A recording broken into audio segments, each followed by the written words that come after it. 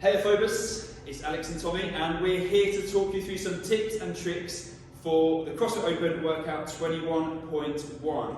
So first thing to mention is your starting position. It's really important before you come to the wall. So those of us using wall walks or scaled wall walks, it's very important, as you can see here, that Tommy's starting from behind the line, this side of the line, before he goes into his first rep. So if I go 3, 2, 1, go, Tommy can then pass that line and bring himself into position like so. Second point, as Tommy said here, he's going to do his wall walks. As he comes through, it's important that he's got his rope set up nicely here. If the rope's a mess, you're going to be wasting precious seconds in trying to bring yourself up. So Tommy brings himself out of his wall walk, forwards into his rope. It's set up nicely that he can grab the handles and go straight into those single unders or double unders or lateral jumps. So think about where your rope is, and let's make sure it's neat to make it easier to kind of go on to the one section to the next. Yeah.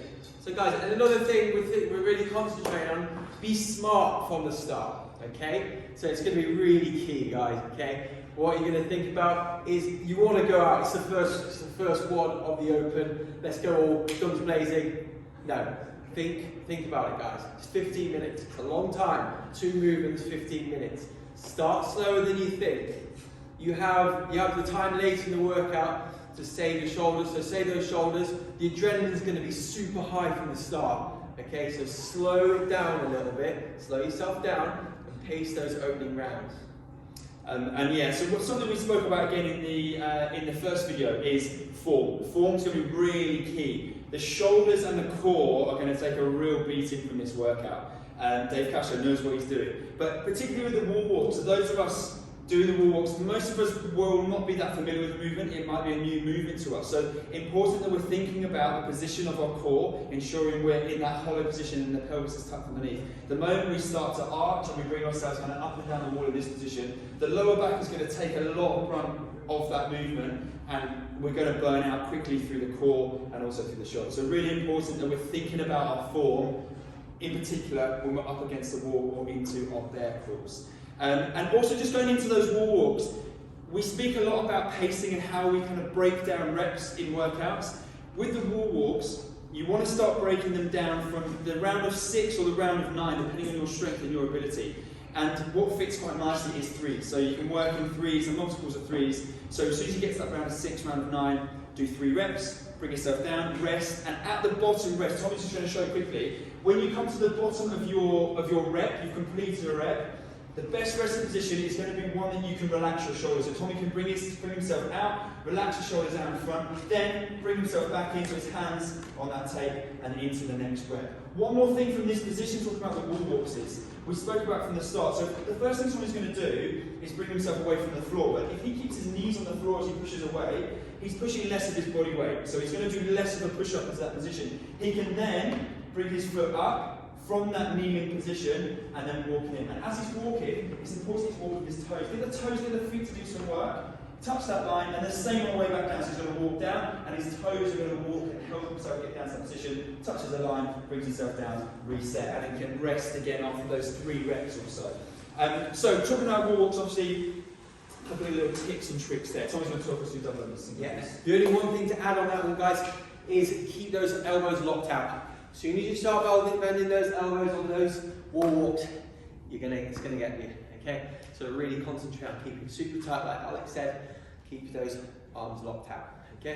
Right, now into those, right over we go, we're gonna go into our bear crawls, okay? So, bear crawls, it's gonna be fast, right? We can go fast pace through this. So think about how you can go through it, think about those big steps as you drive through, so hips above your shoulders.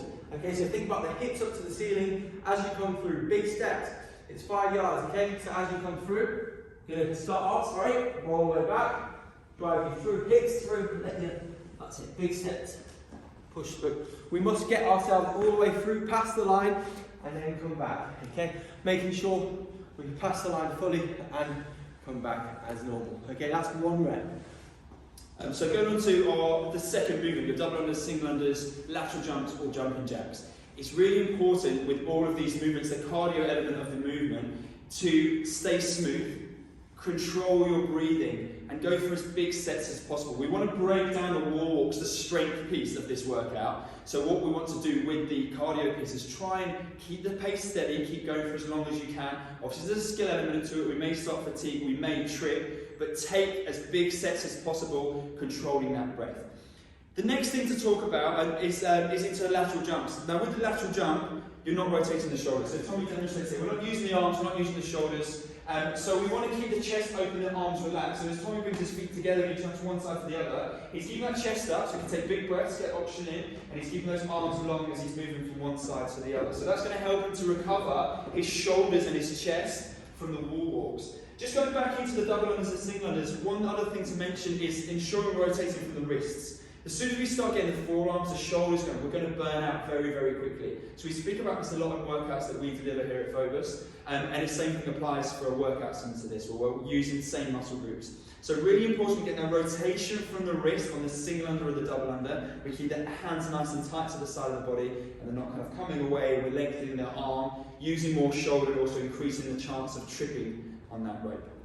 Yeah, guys, for this one, pacing is going to be key.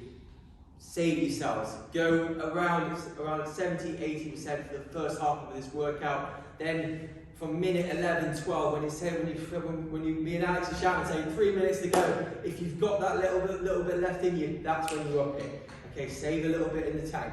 That's all we're going to recommend on this one. And breathe. Okay, it sounds like such an easy cue, but it's so important and you're going to need it. Okay, we're really excited for this one, guys, and we can't wait to see you. See you tomorrow. See you tomorrow, boys.